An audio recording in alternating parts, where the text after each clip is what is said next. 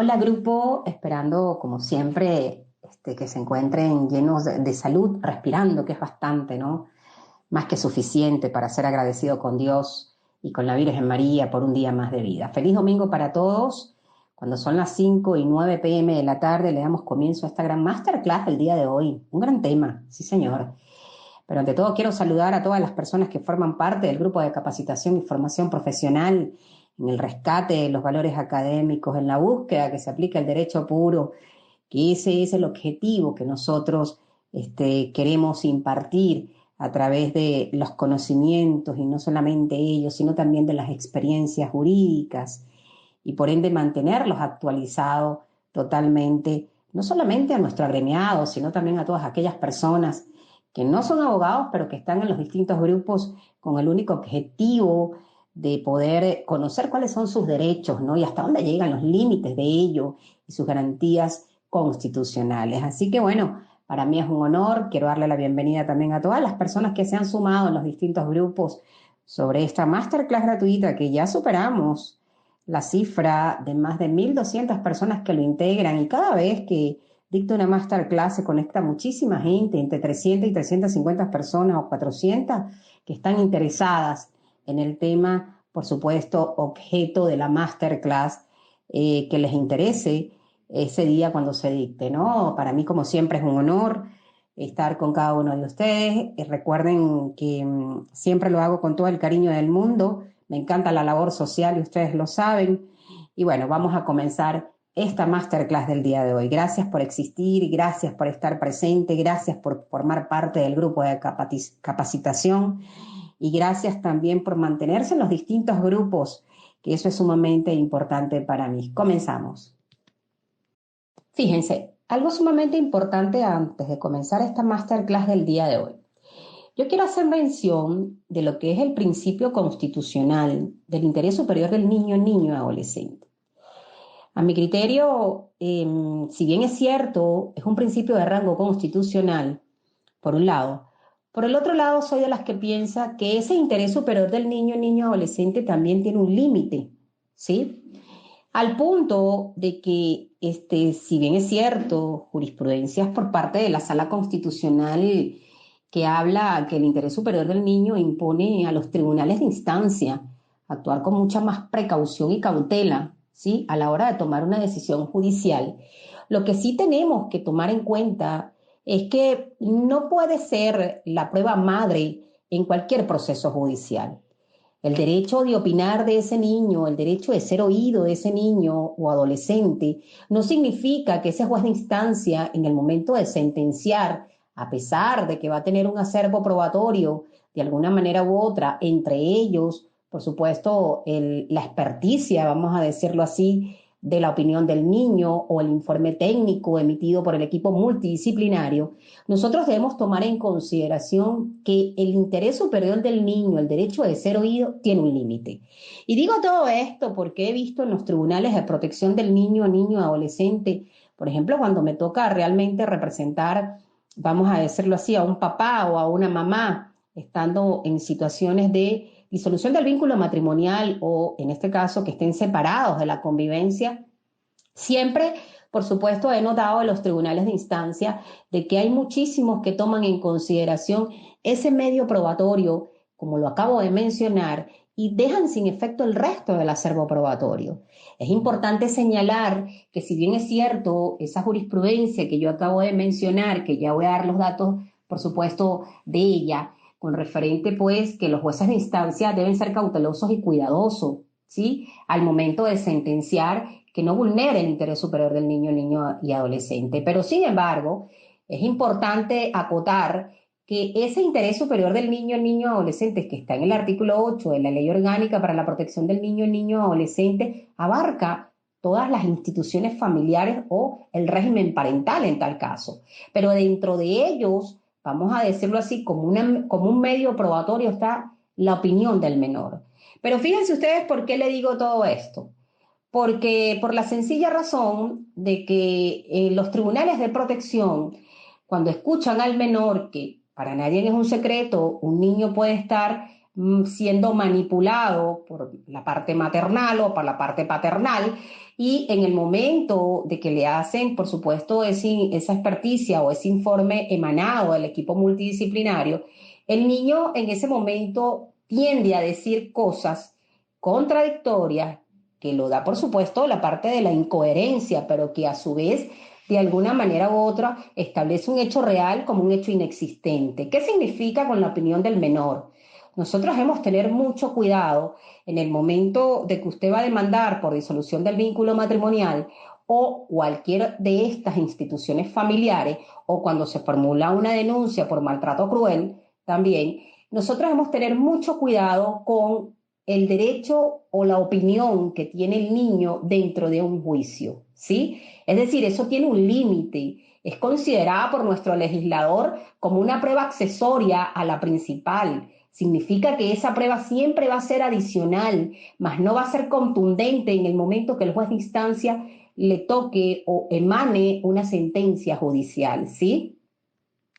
Cuando son las 5:32 p.m. de la tarde, yo hago mención a esta parte del interés superior del niño, niño, adolescente, y quiero que ustedes estén atentos y alerta, porque sé que muchos tienen juicios en esta área. Sin embargo, soy de las que pienso de que ese interés superior del niño abarca lo que es el derecho de ser oído del menor, ¿sí? Pero debemos tomar en consideración de que cuando estemos en presencia de algún juicio en violencia contra la mujer, por ejemplo, en donde para nadie es un secreto que la Sala Constitucional del Alto Tribunal, con ponencia de la magistrada Carmen Zuleta de Merchán, han establecido que en el caso de la violencia contra la mujer, bien sea violencia física o violencia psicológica, la prueba fundamental, por supuesto, dentro del proceso judicial es el niño, la niña o adolescente que se encuentra bajo la convivencia de estas parejas o de estas personas, ¿sí? Entonces, cuando nosotros, en el momento que estas personas o estos niños,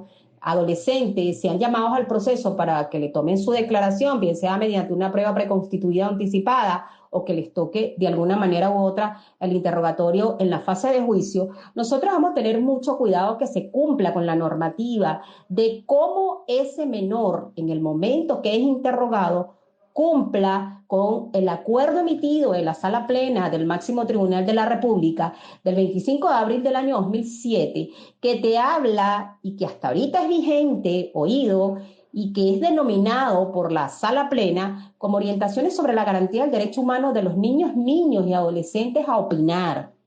y a ser oído en los procedimientos judiciales ante los tribunales, pero dejando muy claro, ¿sí?, que se tiene que cumplir con este acuerdo. Es decir, el niño, a mi criterio, o el adolescente, en el momento que es llamado al proceso o en el momento que, en este caso, bien sea por el otro lado que usted demande por disolución del vínculo matrimonial o cualquier institución familiar, podemos contar con la opinión del menor, pero nosotros debemos cumplir con ese acuerdo, porque para nadie es un secreto que los tribunales de instancia, si bien es cierto, compaginando con la jurisprudencia que yo antecedí en el audio anterior, que los jueces de instancia tienen que ser cuidadosos en el momento de sentenciar o cauteloso cuando está involucrado el interés superior del niño, niño, adolescente, sí, que es de orden público, pero lo que no podemos permitir que ese interés superior del niño, vamos a decirlo así, esté sumergido en la opinión del menor. No, porque cuando ustedes leen este acuerdo, por supuesto, que acabo de mencionar del 25 de abril del año 2007, ahí les establecen a ustedes los lineamientos y las directrices, cómo debe ser interrogado el menor dentro del proceso judicial. Porque para nadie es un secreto que si usted, por ejemplo, está involucrado, disculpen, el abuso sexual de niños, niños y adolescentes, que es el 259 de la ley que está establecido, la Ley Orgánica para la Protección del Niño, niño y adolescente, ahí nos podemos encontrar que el dicho de ese niño o ese adolescente como víctima puede ser contradictorio, no puede haber hilación, el discurso es lento, no es rápido, o sea, una serie de características que nos permiten nosotros, a través del principio de inmediación, tener conocimiento si el niño está diciendo la verdad o no está diciendo la verdad. Entonces, nosotros debemos tomar en consideración eso, de que en el momento que el niño sea oído, es una prueba adicional, ojo, mas no es una prueba principal, ¿sí? Eso lo ha dicho nuestro legislador y lo ha dicho también, por supuesto, la jurisprudencia de la Sala Constitucional del Tribunal Supremo de Justicia, dejando muy claro que sí se le puede otorgar valor probatorio, pero repito, como una prueba adicional, más no fundamental. Es importante señalar eso. E incluso me voy más allá, cuando ustedes leen en la normativa este acuerdo de la Sala Plena, que es bastante claro, del 25 de abril del año 2017, en el artículo noveno o novena, te establece dentro de los numerales que están allí, de que en el numeral 8 te dice muy claramente de que en el momento de estimarse este medio probatorio, como es la opinión del niño, la niña, adolescente, incluso se le puede valorar, pero ojo, dejando muy claro que siempre va a ser una prueba adicional, más no fundamental dentro del proceso judicial, porque para eso el juez de instancia tiene la libre convicción de lo que es la prueba libre dentro del derecho probatorio, pero dejando muy claro de que la opinión del niño no puede estar por encima de ciertos acervos probatorios que de alguna manera u otra son más contundentes y que puedan determinar y, por supuesto, resolver el conflicto. Les digo todo esto porque se está suscitando muchos problemas con las opiniones del menor. Entonces, en ese momento nosotros debemos tener conocimiento de causa de que indistintamente que usted esté representando a cualquiera de estas dos personas o a terceros donde esté involucrado un menor, es importante cumplir con ese acuerdo emitido de la Sala Plena, que es la única manera que les va a permitir a ustedes, si ese menor está diciendo, por supuesto, la verdad, en el momento que sea llamado a la fase de juicio, bien sea en materia de violencia contra la mujer, bien sea en materia penal, bien sea en materia de niños, adolescentes, porque ustedes van a tener, por supuesto, este acuerdo como vamos a decirlo así, una resolución especial por parte de la Sala Plena que les permite tener un mejor norte, incluso cuando el menor sea llamado a la fase de juicio, mayormente, ustedes les va a permitir, si efectivamente en el momento que esté realizando su exposición, esté diciendo la verdad o no a través de esta normativa, y que ustedes tienen que hacer mención en aras pues de impugnar cualquier informe técnico también emanado del equipo multidisciplinario que tenga que ver con el menor. Dicho esto, entonces le damos comienzo, como lo acabo de decir, a la masterclass del día de hoy, que es sumamente importante, como es la obligación de manutención. Una institución familiar sumamente importante hoy por hoy, ¿no? Sin embargo, bueno, para muchos la catalogan conjuntamente con el régimen de visita, vamos a decirlo así, con la patria potestad o con la custodia, porque siempre he dicho que una cosa es la patria potestad y otra cosa es la custodia, ¿no? Y a mi criterio, todas estas instituciones familiares nunca va a operar la cosa juzgada. Es decir, mamá o papás, indistintamente que ustedes hayan estado separados y mientras que el niño o la niña o adolescente cumpla la mayoría de edad, ustedes tienen que tener conocimiento de causa de que ambos tienen los mismos derechos sobre el menor. Y que si bien es cierto, a mamá le puede otorgar la ley la custodia provisional por medio de un tribunal, el papá está en todo su derecho de solicitar la revisión de la custodia ante un tribunal porque no opera la cosa juzgada. No es lo mismo cuando ustedes hablan de la cosa juzgada en materia civil, que está en los artículos 273 y 274 del Código de Procedimiento Civil, que en materia civil se opera la cosa juzgada formal y material, pero en materia de niños, adolescentes, no opera la cosa juzgada. Es importante señalar eso. Cuando nosotros hablamos de la obligación de manutención, nace originariamente en el Código Civil, ¿sí? Al punto de que cuando ustedes leen la referida normativa se van a dar cuenta de que la obligación de manutención solamente procede en menores de edad. Por supuesto, el legislador deja a libre albedrío, ¿no? En estos días me llegó un caso de una disolución del vínculo matrimonial en donde me toca divorciar al, al, al cónyuge, al caballero, primero porque siempre he dicho que el que se divorcia y el que viene ante un abogado para solicitar la disolución del vínculo matrimonial es valiente, ¿no? Yo lo aplaudo cada vez que, por supuesto, me llegan los divorcios, porque escuchando los testimonios de esa persona y de la otra persona, en este caso de la pareja en común, bueno, hay algunos que tienen remedio, otros no tienen solución, ¿no? Entonces, la solución indiscutiblemente es el divorcio. Entonces, cuando esta persona llegó a mí, me indica de que, bueno, de que él le está dando una manutención a la señora de $200 mensual y que, bueno, hasta que salga la sentencia de divorcio. Entonces yo llego y le digo, bueno, primero lo aplaudo, ¿no?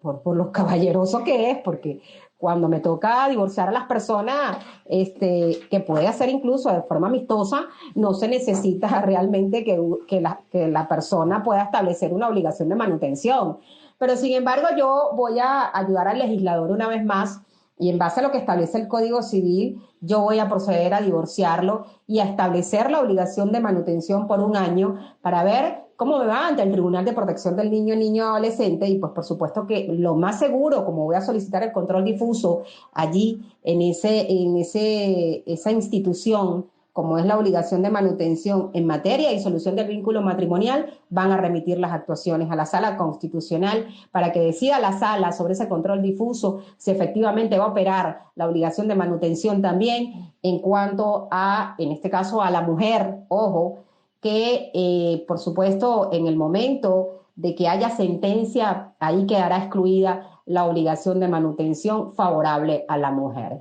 Por supuesto tengo que ponerme bastante creativa, pero estoy segura que lo puedo lograr y en el sentido de que vamos a ver qué va a decir el tribunal con referente a esta institución que, repito, nace originariamente en el Código Civil, que sin embargo habla de esa obligación de manutención solamente de los menores de edad. Pero bueno, vamos nosotros a ayudar al legislador para extender esa parte de la obligación de manutención también en las mujeres, a ver cómo nos va en este sentido. Pero retomando nuevamente, nosotros vamos a trabajar en el día de hoy, es la obligación de manutención en los niños, niños y adolescentes. Todo lo que es relativo a lo que es el sustento, el vestido, la habitación, la educación, todo lo que es el crecimiento y el desarrollo personal del menor, abarca lo que es la obligación de manutención. Que hoy por hoy, según el legislador, siempre ha sido pecuniario, pero fíjense ustedes que después de la época de pandemia se ha flexibilizado tanto la obligación de manutención que se han hecho propuestas ante los tribunales de instancia en donde la mitad puede ser pecuniario, pero la otra mitad puede ser en especie, ¿sí? Cuando son las 5:58 p.m., fíjense ustedes de que es importante señalar que la obligación de manutención en la cual esa mamá y ese papá, el primer requisito que se exige es que siempre y cuando sea menor de edad. Una vez que cumpla la mayoría de edad, pues por supuesto esa mamá y ese papá, excepto que sea especial, excepto que sea que tenga alguna patología orgánica, que de alguna manera u otra se extendería esta obligación de manutención favorable a este niño, adolescente o siendo ya adulto de forma especial por su discapacidad o incapacidad y siempre y cuando se demuestre, por supuesto, ante los tribunales de instancia. Mayormente cuando nosotros hablamos de esta institución que forma parte del régimen parental, de alguna manera u otra, para nadie es un secreto de que en el momento que usted va a introducir una demanda de divorcio, usted tiene no solamente que señalar la causal en la cual está inmersa, por supuesto, la disolución del vínculo, sino que adicional a eso usted tiene que establecer el régimen parental. Un régimen parental que está constituido con el régimen de convivencia familiar, la custodia y la obligación de manutención. Pero mucho se ha dicho en estos últimos tiempos sobre esta última institución, puesto que para nadie es un secreto de que en muchos casos que hemos venido viendo, sobre todo ahorita en la época de pandemia para acá, en donde la migración ha sido un fenómeno negativo de las parejas, en el buen sentido, ya que hay muchas mamás que se llevan a sus niños fuera del territorio nacional, hay otras que se quedan acá dentro del territorio nacional y salen los papás. Entonces, cuando estemos en presencia de este tipo de situaciones antijurídicas, digo esto, mayormente se ve fracturada la obligación de manutención. Lo más importante que ha establecido el legislador y la jurisprudencia es que hayan tenido un último domicilio aquí en Venezuela. Es importante el domicilio en Venezuela del menor, bien sea con la mamá, o del menor, bien sea con el papá. Ese es el segundo requisito en aras, pues, de hacer cumplir esta institución de la obligación de manutención. Pero el tercer requisito es la capacidad económica. Indiscutiblemente es importante señalar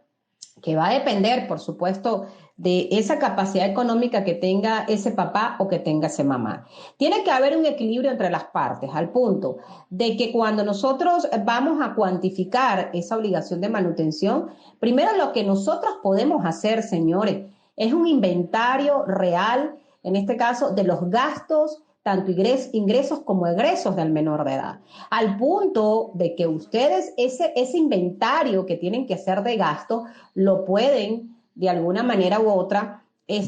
o lo pueden notariar o lo pueden llevar incluso a la alcaldía o al Consejo de Protección del Niño Adolescente y presentarlo, porque es la única manera, es como una prueba fehaciente que ustedes van a tener al momento de poder posteriormente demandar ante los tribunales de protección del niño adolescente. Digo este inventario que es sumamente importante porque para nadie es un secreto que una vez que estén separada la pareja, a quien le corresponde la custodia tiene el bien inmueble, que no sabemos, por supuesto, si es propio o es arrendado, punto número uno. Punto número dos, tiene también, a mi criterio, tiene más gasto que, por supuesto, que la otra persona, puesto que realmente que quien convive con el menor es el que tiene y supera los gastos y los límites que establece la ley en el momento de cuantificar o calcular la obligación de manutención. Entonces esa persona lo que tiene que hacer es hacer un inventario de gastos para que ese inventario de alguna manera u otra sea consignado ante el Tribunal de Protección, en este caso cuando se solicite el régimen parental o en tal caso también cuando se solicite la revisión de la obligación de manutención. Porque para nadie es un secreto de que la ley ha venido trabajando, incluso eso había sido la jurisprudencia antes del año, vamos a decirlo así, para el 2014, 2015, cuando por supuesto no existía esta variable de inflación y este poder adquisitivo, mayormente usted ganaba un salario, es decir, usted ganaba un salario mínimo que estaba pues, o era superior a lo que es la variable de inflación, y de alguna manera u otra, cuando ese papá no quería cumplir con la obligación de manutención, usted podía realmente proceder a demandar y en este caso, una vez que usted demande y cuantifique y usted tenga conocimiento que esa persona trabaja en esa institución o trabaja en una empresa privada, el tribunal, a instancia de parte, podía oficiar a la institución para solicitar la constancia de trabajo y en base a ese salario es que pudiese de alguna manera u otra fijar el 30% sobre lo que estaba establecido en ese salario. Pero eso era más o menos para el año 2014, 2015, 2016 aproximadamente. En el año 2018, pues por supuesto empieza la jurisprudencia a flexibilizar un poco lo que es la obligación de manutención y de alguna manera u otra, pero es gracias al régimen cambiario número 1, que fue promulgado en septiembre del año 2018, cuando ustedes leen el artículo 1, se van a dar cuenta que habla de la libre convertibilidad de la moneda y que todas esas monedas emanadas del extranjero que circulen dentro de nuestro territorio nacional tienen efectos jurídicos o surten efectos jurídicos. Es ahí donde empieza realmente a través de este régimen cambiario, por supuesto acompañado con el artículo 128 de la Ley Orgánica del Banco Central de Venezuela, empiezan de alguna manera a establecer de que se pudiese cuantificar en dólares cualquier tipo de relación contractual, pero también la obligación de manutención. ¿Por qué? Por la sencilla razón, siempre y cuando que si usted lo equipara en dólares, eso tiene que ser, por supuesto, equiparable en bolívares soberanos, pero no dejando por fuera de que porque se ha visto casos en donde, por ejemplo, una disolución del vínculo matrimonial que se le haya otorgado un exequatur afuera del país y que para que pueda tener validez aquí en Venezuela, esa sentencia está establecida ya el régimen parental en dólares. Entonces, ¿cómo hacemos cuando fue de forma amistosa esta disolución del vínculo matrimonial? Se le aplica el exequatur aquí en Venezuela, pero es que resulta ser que ese monto que se estableció en ese régimen parental, en esa sentencia emanada del extranjero, que lo que busca es la fuerza ejecutoria aquí en Venezuela, se le otorgue de alguna manera u otra la validez, pero esa sentencia de afuera viene en dólares. Entonces es ahí donde si es contencioso le corresponde a la sala de casación social, niños, adolescentes, ese es el exequatur, pero si es en forma amistosa le corresponde a los tribunales superiores en materia niños, adolescentes. Entonces, ¿qué se tiene que hacer ahí? Que ustedes lo tienen que equiparar o equiparable en bolívares soberanos. Eso era a partir del año 2018 y del año 2019. Fíjense ustedes, esta jurisprudencia es sumamente importante. Eso era cuando, por supuesto, existía la Comisión de Administración de Divisas, CADIVI, ¿sí? ¿Se recuerdan? Antes que saliera el régimen cambiario del septiembre del año 2018. Pero fíjense que en esa jurisprudencia se pautó, en este caso, que sí se podía cancelar en dólares, pero dejando muy claro de que tenía que existir la conversión de la moneda a nivel nacional, es decir, el pago de la obligación de manutención debe realizarse equiparable en bolívares soberanos, ¿sí? Es decir, es esta jurisprudencia como la pionera, de alguna manera u otra, que establece de que si bien es cierto yo te permito el pago en dólares, pero equipáramelo, en este caso, a bolívares soberanos. Es decir, cumple con la moneda de curso legal de nuestro territorio nacional. Cuando sale en el año 2018 la libre convertibilidad, a mi criterio, ese régimen cambiario número 1, en el artículo 1, es claro. No solamente se puede aplicar en obligación de manutención, sino también en materia contractual, en los contratos, indistintamente el tipo de contrato, ¿sí? Soy de las que pienso de que ese es claro ese artículo, el artículo 128 de la Ley Orgánica del Banco Central de Venezuela también es claro, al punto de que la Sala de Casación Civil vino a flexibilizar que los contratos en materia arrendaticia, si usted los pactó en dólares, son totalmente legales. Uno, posteriormente, la misma Sala Civil en el año 2019, por una jurisprudencia que establecieron, donde se interpuso una demanda por honorarios profesionales, un grupo de abogados que había cobrado unos honorarios en dólares y interpusieron la demanda y se la declararon inadmisible. Ellos apelaron ante el superior ratifica la sentencia de primera instancia y anuncian recurso de casación, y es cuando la Sala de Casación Civil se da cuenta del error garrafal que cometió primera instancia y el superior, porque usted no puede en ningún momento como juez de instancia declarar inadmisible una demanda cuando esa persona haya cumplido con el 340 del Código de Procedimiento Civil y dentro de ese 340 ordinal 4 le consigna a usted el título que demuestra que efectivamente hubo, en este caso, un incumplimiento de pago o, en este caso, un incumplimiento de los honorarios profesionales, y te está demostrando la prueba fehaciente. Tú tenías que haber emanado un auto de mejor proveer, o lo que nosotros llamamos en materia de niños, adolescentes, o en materia laboral, el despacho saneador, y decirle de oficio, decirle a la parte accionante, antes de la admisión, que saneara y que subsanara, y que si bien es cierto, el contrato estaba establecido en dólares, equipáralo en bolívares soberanos, pero en ningún momento tú podías declarar inadmisible la demanda, al punto de que a mi criterio, tanto ese juez de primera instancia como ese juez del superior incurrió en error inexcusable, porque repito, él te está presentando el justo título, él te está presentando el contrato, que si bien es cierto fue pactado en dólares, lo estás dejando en estado de indefensión, porque prácticamente le estás cercenando su derecho a la defensa de que se le ahorre el compromiso del pago de los honorarios profesionales. Entonces ahí donde la Sala de Casación Civil se da cuenta de este error grotesco por parte del Tribunal de Primera Instancia y del Superior, y decide el fondo y señala de que si usted pactó en dólares, repito, dentro del mundo jurídico de los contratos, es totalmente legal a la hora de recurrir ante un tribunal de instancia, por la sencilla razón de que usted se pueda amparar no solamente en el régimen cambiario número 1, sino también lo puede hacer de alguna manera u otra en el artículo 128 de la Ley Orgánica del Banco Central de Venezuela. Ahora vamos a hablar dentro de la obligación de manutención. Repito, a mi criterio es totalmente legal, es válido en dólares, e incluso se puede flexibilizar, señores, el que va para el Consejo de Protección del Niño Adolescente y posteriormente llega a un acuerdo de esa solicitud, de esa medida, puede homologarse ante un tribunal. Incluso pueden proponer también pago pecuniario o pago en especie. Cuando yo hablo de este último, tiene que ver como, por ejemplo, la comida, ¿sí? Por un lado, o por ejemplo la vestimenta, lo que, por ejemplo, en el mes de agosto los uniformes, en el mes de diciembre la ropa, los zapatos, eso es pago en especie, ¿sí? Siempre y cuando, como se los dije, ambas partes estén de acuerdo no hay ningún problema porque es totalmente legal el pago pecuniario y el pago en especie. Y ese pago pecuniario también es válido en dólares.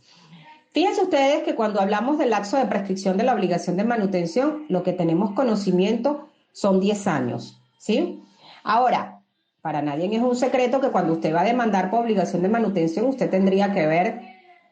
si efectivamente había un criterio por parte de la sala hasta el año 2016, 2017, donde ellos establecían de que el cálculo de la obligación de manutención iba a hacerse efectivo una vez que haya sentencia definitivamente firme, ¿sí? A mi criterio, pues por supuesto, eso no es lo correcto, porque acuérdense que, por ejemplo, si usted está demandando por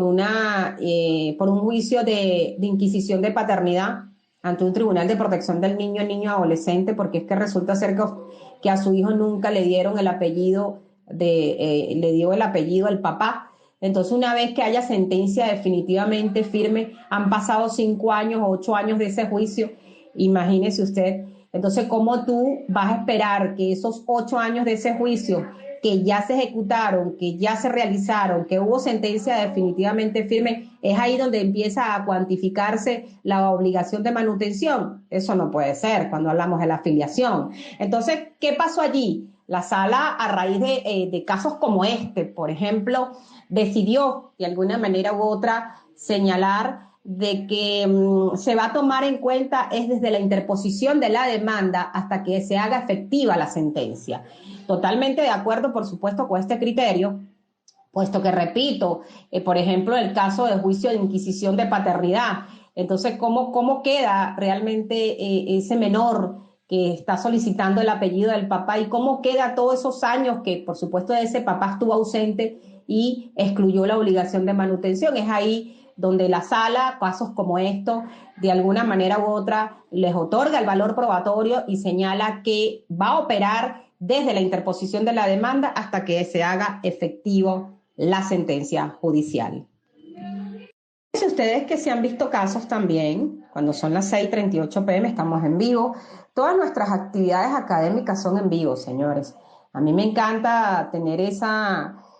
interacción. Después, por supuesto, cuando se inicie la ronda de preguntas y respuestas con cada uno de ustedes, soy de las que pienso, pues, de que eso es un mundo fascinante cuando tú haces todo en vivo, ¿no? Entonces, siguiendo con esta sintonía de la obligación de manutención, se han visto casos como, por ejemplo, en las disoluciones de los vínculos matrimoniales o los divorcios. Resulta ser que el Código Civil nos establece a nosotros las medidas precautelativas, ¿no? Una vez que se admite la demanda y ciertos bienes, si bien es cierto, se pudiese solicitar otro tipo de medidas como son las preventivas, que pudiese ser la medida de enajenar y gravar. También dentro de esa clasificación del poder cautelar se puede solicitar las medidas cautelares innominadas, en donde ciertos bienes quedan del dominio, la administración de esos bienes, que si bien es cierto era de la comunidad de gananciales o la comunidad, en este caso conyugal, le pudiese quedar ciertos negocios a la cónyuge, a la mamá, para que ella lo administre provisionalmente hasta que haya sentencia de fondo, ¿sí? Entonces, una vez que ella tiene el dominio, la administración de esos bienes como cónyuge, ella será la responsable de pagar ese 100% de la obligación de manutención, puesto que ese papá, quien no tiene el dominio, la administración de esos bienes, no cuenta con la capacidad económica o cuenta con un simple salario de una institución o de una empresa que no, de alguna manera u otra, que no le alcanza a ese menor para